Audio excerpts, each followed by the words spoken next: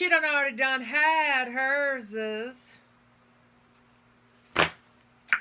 I'm your host, not for possession, Narcissa Deville, and welcome to hell. That is a lot of thwarps in like a span of 5 minutes, girl. Excuse me, I need to calm the fuck down.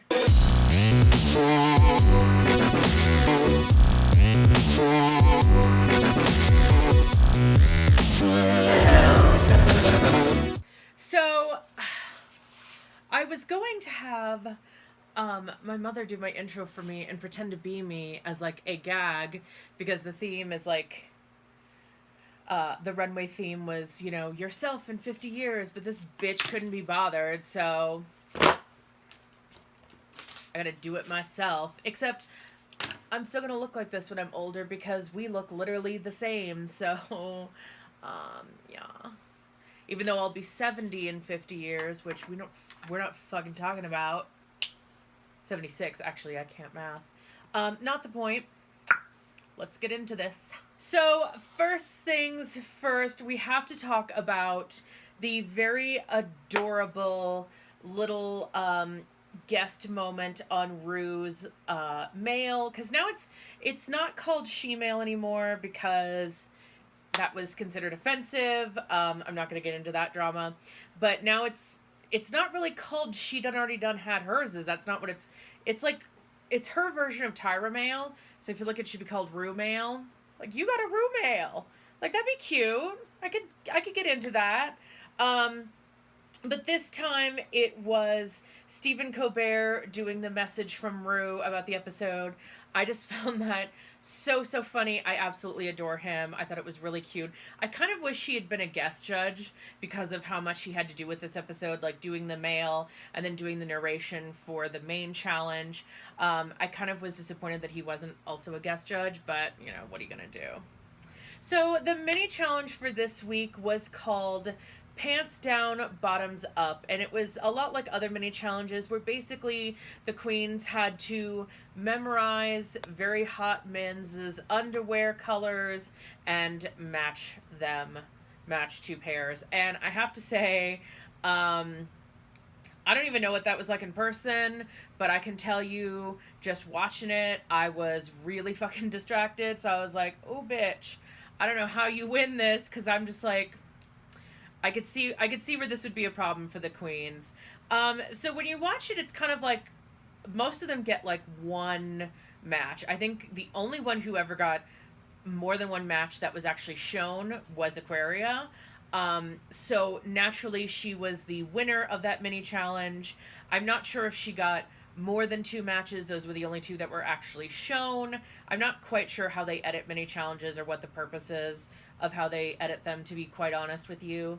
But this time she actually got what you would expect someone who wins a mini challenge to get. She was able to choose the roles for her fellow competitors for the main challenge, which was an acting challenge for the show Breastworld, which is, of course, an homage to HBO's very popular show Westworld, which I have never seen, but I am told is very, very good. So Aquaria did something which I find to be admirable. She's like, I'm going to let the girls choose their own character, trying to sort of end this idea that she's a bitch, because I think the way she comes off to a lot of the girls is just very shady, very bitchy, very sure of herself. And I think, honestly, if you're going to win this competition, you absolutely need to be sure of yourself. And I think some people mistake being confident for cocky, and I think that was one of the things people often said about Bob during her season, that they felt she was overly confident and overly cocky. But she knew who she was, and she wasn't willing to change that except in the parameters where it was required for the show. And of course she won with that.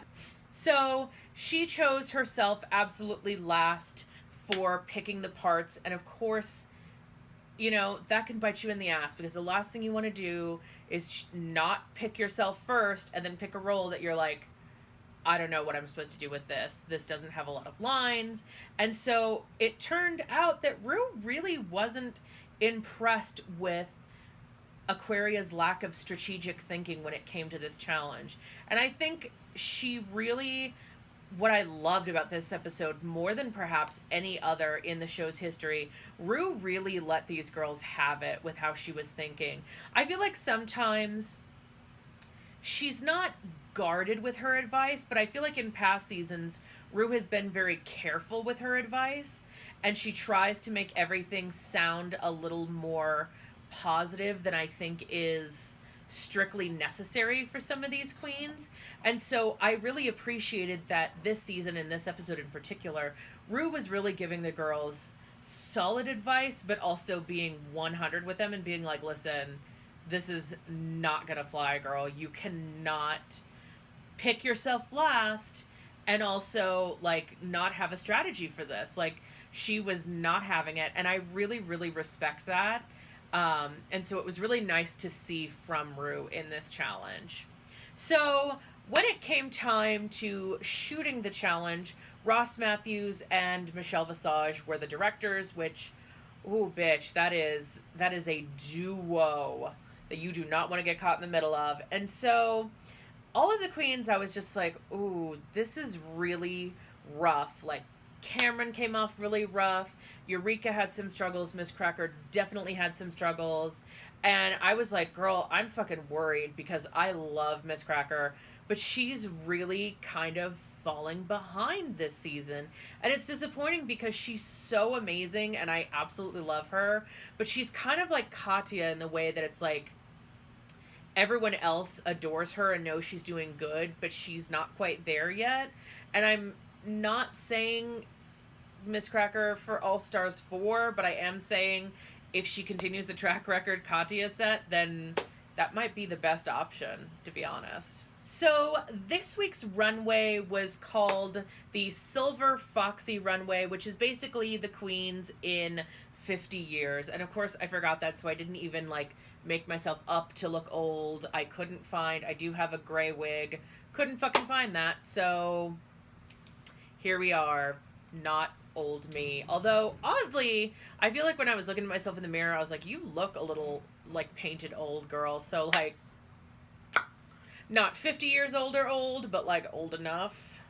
I should have just done my makeup in the morning like I did one of the episodes where I did my eyes in the morning, and then by the time I filmed the episode, I looked like a lunatic who was dying because all of my makeup just went...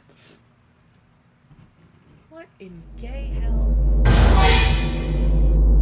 We've run into some technical difficulties. This is gonna be a very weird episode because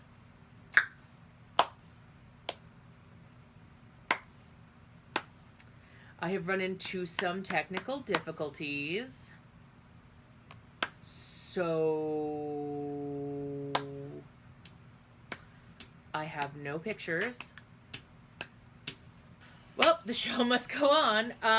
So unfortunately there were some technical difficulties. Apparently, none of my pictures came through, so we're just gonna have to do it without it.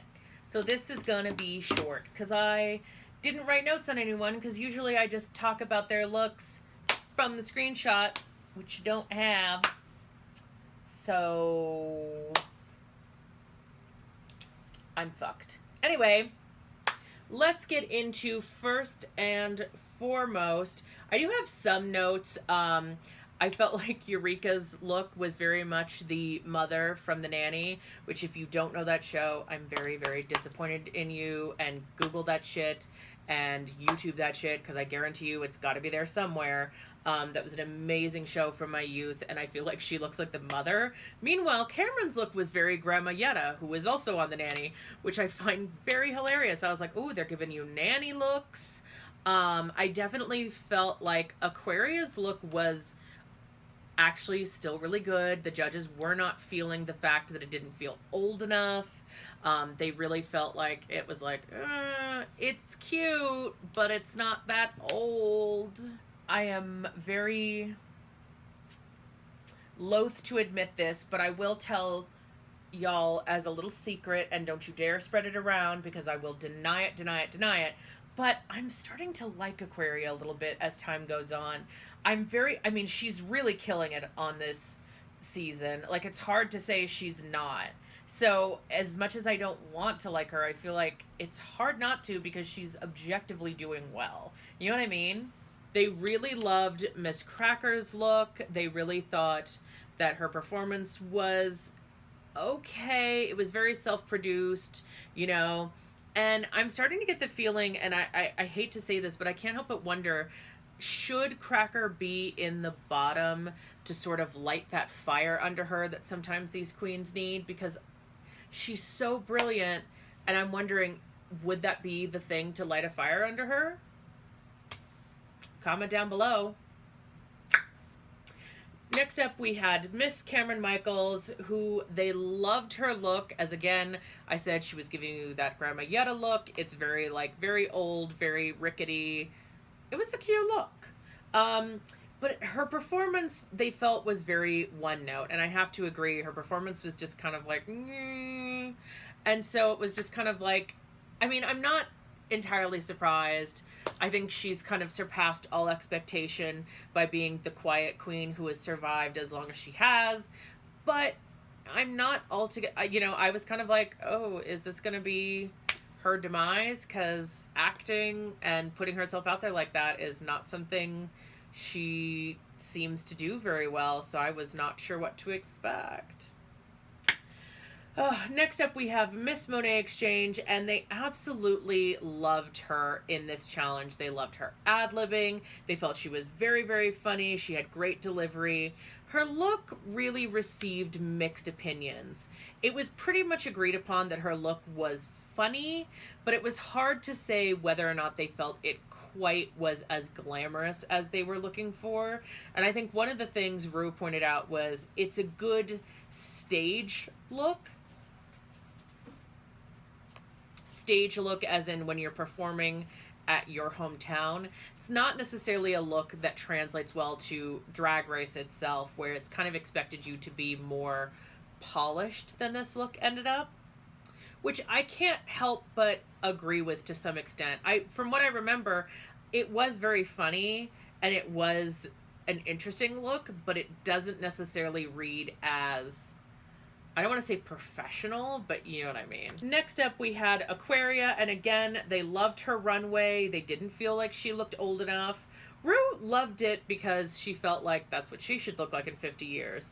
And in the challenge, they absolutely loved her, in spite of the fact that she chose herself last, and in spite of the fact that really all odds were seemingly against her. The judges loved her in this runway. They felt, or excuse me, in the challenge, they felt she was funny. They felt like she delivered. And I have to say, I agree. She did really, really well with this role. Next up, we had Miss Eureka, and the judges really felt like this look was questionable. Again, it was very the mother from The Nanny, which is great and funny and is a good look, but it wasn't quite what the judges were hoping for. And then, of course, they felt like her performance was questionable and was lacking in a lot of ways. And so ultimately it became that thing where you're like, she has been doing so well. Is she going to continue, or what happened here? You know what I mean? Lastly, we have Asia O'Hara, and honestly, they didn't really care for her look. They loved her performance. They felt it was very, very funny, which it was. They felt like it was very, very interesting and, you know, a really good performance overall, which it was. But they just were not feeling her look this week, which I have to agree, again, the same kind of argument that was made for Monet. It wasn't necessarily it was more of a comedic look, but it wasn't very polished. It wasn't very what you expect for the main stage of Drag Race, and I think that's the biggest problem the judges had for it. However, that did not stop Miss Asia O'Hara from winning the challenge this week, so congratulations to her. She did amazing. She really, really killed it. I think she deserved this win. In the bottom two this week were none other than Eureka O'Hara and Cameron Michaels. And the song they lip-synced to was New Attitude by Patti LaBelle. And bitch, watching this, I was like, oh, this is anyone's game. They are both killing this lip sync. I was like, oh, what is going to happen here? Because I would not know who to pick. They are both so good, so incredible. And then when it ended, Miss Ru was like, okay, Cameron Michaels, Shantae, you stay. And I was like, oh, okay. I mean, I definitely felt like Cameron was giving it a lot more and in a different way. So I was like, okay, well, you know, that's fair. I was not expecting this. This was a gag. But Miss Ru was not done yet, because she turned to Eureka and said, Shantae, you also stay. And I was like, oh shit. It's another double save. And I have to say, it made total sense. It made perfect sense for both of them to stay. They were both very, very good. They were both very, very qualified. And I think they both did very, very good work in this lip sync. So congratulations to both of them. So there was no one who went home this week, which is really kind of strange because it's still a top 6. I'm wondering if there's going to be a double elimination now that they had a double save, because sometimes they like to even it out. But I don't know, because if they do a top 4 like they did last season, maybe they won't have to. It's going to be interesting to see how this goes. Thank you all so much for watching this episode. If you enjoyed this episode, please feel free to like, comment, subscribe, all that good stuff. I am so sorry about this technical difficulty. Hopefully, I will have this fixed by next week. If not, I don't know what to tell you. If not, I will have to find some other line of YouTube work, because I don't know if I'll be able to do reviews without pictures, because nobody cares what I have to say without pretty pictures to distract them. So help me.